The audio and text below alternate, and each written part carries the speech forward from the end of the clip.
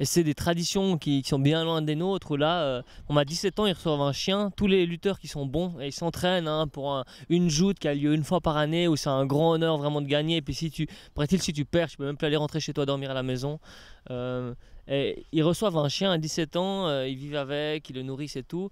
Et au moment de la lutte, quand ils ont 20 ans, ils tuent leur chien le jour d'avant, ils le mangent, et ils s'enduisent le corps de graisse du chien avant la lutte. Alors heureusement, j'étais pas là-dedans, je devais juste faire une initiation. On organisait les trucs avec des musiciens, avec plein de trucs. J'ai eu 1 heure d'initiation, puis après on a eu les combats, 3 combats, on était par équipe. Parce que du coup, après cette initiation, ce combat où je pense que tu n'en es pas trop mal sorti. On va dire ça comme ça. Ouais, ça allait bien, franchement j'étais étonné. Hein. Sauf que ils en font depuis très longtemps. Moi j'ai de la chance de faire de la capoeira. Bah justement, j'allais venir à ça. Est-ce que du coup, est-ce que tu leur as fait une petite initiation de capoeira après? Bah en fait, je leur ai fait un mouvement pendant l'initiation, avant qu'on commence les combats. Puis du coup, il y a des gens qui ont changé d'équipe, ils voulaient plus être contre moi. Comme quoi la capoeira Ouais. a aussi été exportée en Afrique. Enfin, elle vient un peu de là-bas aussi. Ouais. Ah, j'ai trouvé d'ailleurs une école de capoeira à Lomé dans la capitale, j'étais faire un cours. C'est toujours intéressant de voir l'aller-retour hein, avec l'histoire de la capoeira. Donc les esclaves qui ont été enlevés de l'Afrique, mis au Brésil. Au Brésil, ils ont développé cet art. Après, c'est un Brésilien qui est venu en Suisse donner des cours de capoeira. Et ensuite, moi-même en tant que blanc, un Brésilien m'a enseigné. Je retourne en Afrique et j'ai même donné un cours là-bas. C'était intéressant. La boucle est bouclée. Ouais. Et puis, qu'est-ce qu'il y a d'autre encore que tu pourrais nous donner un petit peu en avant-première avant qu'on découvre ça sur ton site? Bah, un autre truc qui était vraiment sympa, c'était découvrir le crocodile sacré. Donc une internaute, elle m'a dit, mais il y a un crocodile sacré à 64 km de Bapouré. Puis tu regardes une carte, déjà il y a 2 Bapouré sur la carte du Togo, tu fais bon, on pense que c'est là. Après 64 km sur des routes en terre, on avait déjà fait 150 km pour arriver dans le village. On essaie d'estimer un peu où c'est, on demande à des gens, personne n'avait jamais entendu. On fait des recherches sur internet, on retombe sur mon site parce qu'en fait il y avait quasiment personne qui en parlait. Et en fait, il existe vraiment. On l'a rencontré après avoir vu le chef du village, de trouver une poule pour pouvoir faire la cérémonie avec le crocodile. On a dû boire le tchoukou qui est la boisson locale. C'est des espèces de bières fermentées chaudes qui ressemblent à de l'eau terreuse. On a survécu à ça. Et après, le chef du village, on a dû le payer. Il y a des gens qui nous ont amenés à se balader pour aller voir ce crocodile. C'est un endroit complètement désertique. Puis en fait, il y a vraiment un crocodile qui est terré dans un trou, qui est un crocodile sacré, paraît-il. Tu lui demandes ce que tu veux et tes vœux sont réalisés. Donc tu peux pas encore nous dire expressément si c'est vrai qu'il réalise les vœux ou pas? J'ai pas le droit de le dire. On verra dans les vidéos. Ah d'accord. Ok. Puis il y avait aussi un échange musical entre la Suisse et le Togo. Ouais, c'était génial. J'ai rencontré déjà des rappeurs un peu complètement au hasard. D'un coup, je vais au port de Lomé, je vais sur un bateau, je discutais avec quelqu'un, je faisais des interviews aussi sur place. Et puis d'un coup, il me dit qu'il fait du rap, alors j'étais l'enregistré dans son bateau. J'ai rencontré aussi des slammers là-bas. Il y avait une compétition de slammers quand j'étais. Et puis je devais faire justement une collaboration de Proton Prod, qui est un crew de Lausanne, qui font même des beats et ils font du rap, et des rappeurs locaux. Donc j'avais un rendez-vous avec 8 rappeurs. Sur les 8, il y en a 2 qui sont venus, et les 2 ils ont appelé leurs potes, et on s'est retrouvés à 5. Et justement j'ai fait un freestyle, pas moi, hein, j'ai filmé le freestyle. Et ensuite, l'idée c'est que je transmette le fichier vidéo ici à Proton Prod, et eux-mêmes fassent un freestyle aussi dessus, puis après on fasse une collaboration entre les deux. Puis du coup, il y avait des collaborations qui sont en train de se tisser avec le Togo, on a des amis rappeurs ici, maintenant c'est vraiment sympa. Donc tu as vraiment créé des liens entre là-bas et ici? Ouais. Non, c'est des bonnes excuses en tout cas, hein, ces défis pour aller à la rencontre, pour aller vraiment dans la culture.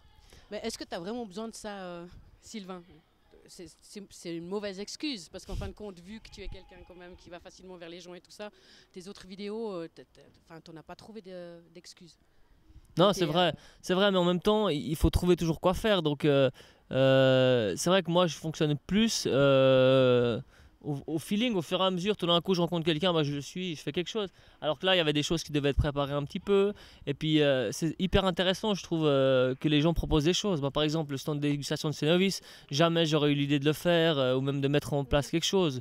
Moi, c'est plutôt des défis que je me fixais avant, un peu personnels, bah, d'être sur un voilier, d'aller partir à l'arrache sur un vélo moteur. Mais là, ça amène d'autres choses et je pense que c'est une richesse supplémentaire.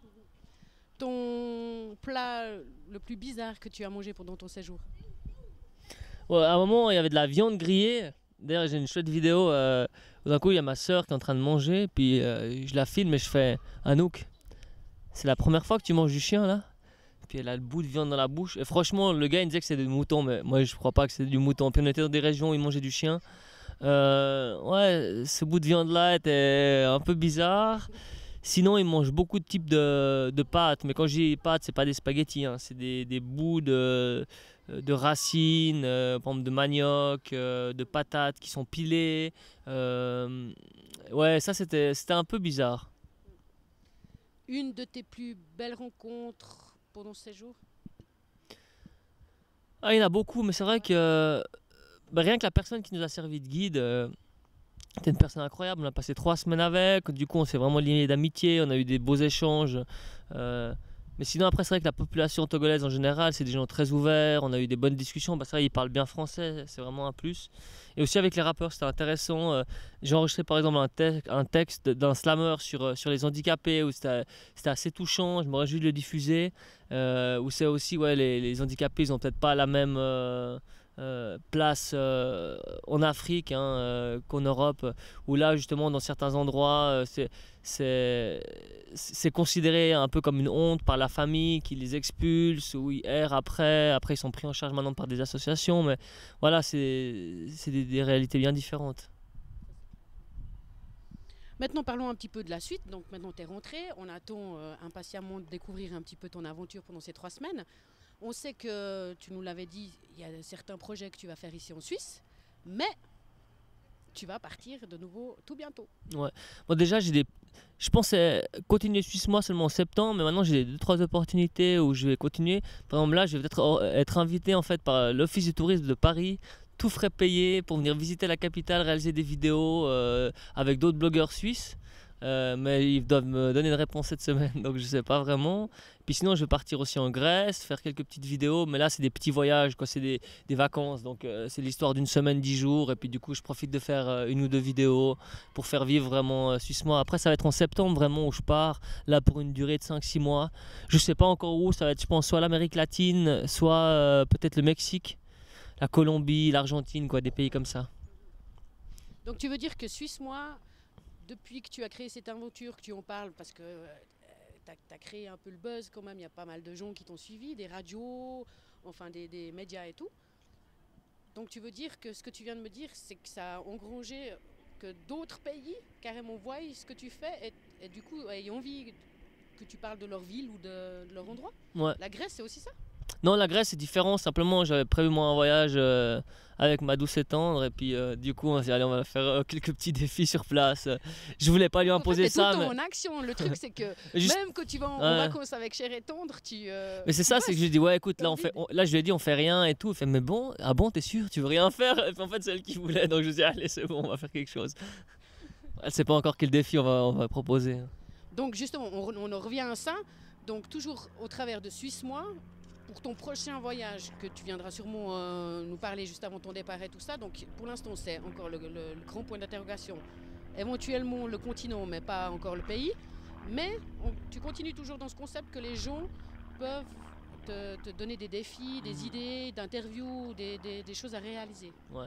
Je sais pas encore comment vraiment imbriquer ça, mais moi ce que j'ai envie c'est de proposer une aventure où les gens ils puissent influencer vraiment l'aventure au fur et à mesure. C'est pas simplement proposer un pays, mais qui puisse définir carrément mon itinéraire au fur et à mesure. Mais je sais pas encore comment c'est réalisable, pouvoir aussi rien que la capacité en 3G du pays, quoi. Il y a des éléments comme ça où il faut que je me renseigne avant. Mais j'aurais vraiment envie que les gens, par exemple le lundi, on me propose quelque chose à faire, je le réalise le mercredi soir, carrément la vidéo elle est sortie, ils me reproposent quelque chose le jeudi, le samedi, je rediffuse une vidéo, et que vraiment dans le but que les gens ils puissent voyager avec moi en même temps, en direct. Ouais, mais du coup c'est un sacré voyage que là tu proposes, parce que pour nous c'est hyper sympa de pouvoir être comme ça, presque dans l'action avec toi. Mais toi, du coup, c'est plus vraiment des vacances tourpeau et Ouais. je découvre. Je sais, mais en fait, je me tape 6 mois de voyage par année, ou des vacances, et puis les gens, ils m'en veulent un peu, donc il faut que je trouve une idée pour leur dire que je travaille un peu. Et puis ouais, moi j'aurais vraiment envie de faire des reportages justement de voyage, mais différents justement avec ce concept de Suisse Moi. Puis là je lance un peu l'histoire, voir si ça marche, si après il y a moyen d'avoir des financements, ce genre de choses. C'est vrai que j'aurais envie d'avoir une personne qui puisse être avec moi aussi pour soit faire le montage, soit faire des plans, ce genre de choses. Donc après ouais, il faudrait que j'essaie de trouver des partenaires ou des financements. Donc en fait, si tout le monde est intéressé à, on en avait déjà parlé, à te financer ou à collaborer avec toi, parce que justement, c'est aussi quelqu'un qui est sac à dos, qui a envie de découvrir les voyages différemment, peuvent te contacter donc à travers Suisse Moi. Voilà, en fait vous allez sur le site suissemois.com et tout en bas il y a différentes rubriques, comme il y a la rubrique presse, vous pouvez découvrir tous les articles de presse qui sont déjà sortis, puis il y a une rubrique aussi partenaire avec un dossier de présentation et tout ça. Donc allez sur suissemois.com. Est-ce que tu as quelque chose à ajouter, Sylvain? Non, il fait bon en Suisse, je sais pas pourquoi je suis parti en fait, il fait bon, grand soleil. C'est toi qui nous as ramené le soleil, Sylvain.